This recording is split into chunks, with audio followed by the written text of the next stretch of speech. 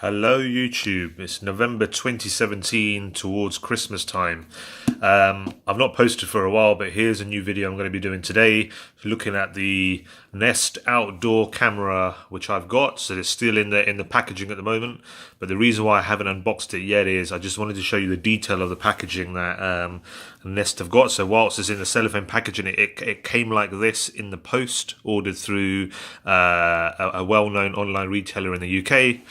It didn't come in an outer box, it came in this as it is.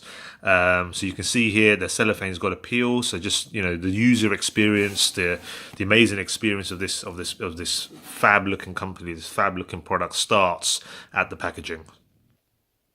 So before we get into the unboxing, I did want to go through what made me buy this product, and you would have seen from other videos that I've got comparisons against the original Logitech Circle, the Circle 2 wireless, which I ended up returning due to its poor performance. I wanted to use that outdoors, so since then I've not had a replacement, but this could potentially be it. So obviously, as you're aware, it's weatherproof, no dead batteries, so they're picking that point up of other kind of competitors like Arlo and obviously Logitech Circle 2. Both of them are battery powered, the Nest is not. Moving down to what they offer, so 24/7, so it's always on, which we know. Alert, which is pretty standard, and it's pretty much plug and play. Nest Aware, so unfortunately, and I do say unfortunately, which is got down here as well, a subscription is required to unlock a lot of these features, so the jury's out for me whether this will be any good.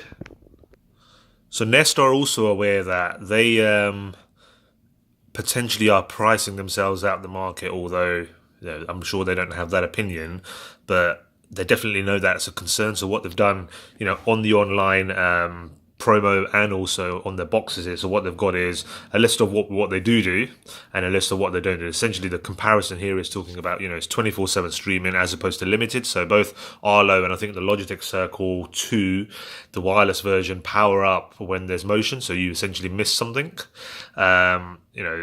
The other things I think competitors have got, so it's two-way audio, and they've made the same point against a continuous cloud recording. So these two, for me, are the same thing. Although this will be with cost. This will be anytime you log into your phone and the app, you would be able to see the stream immediately.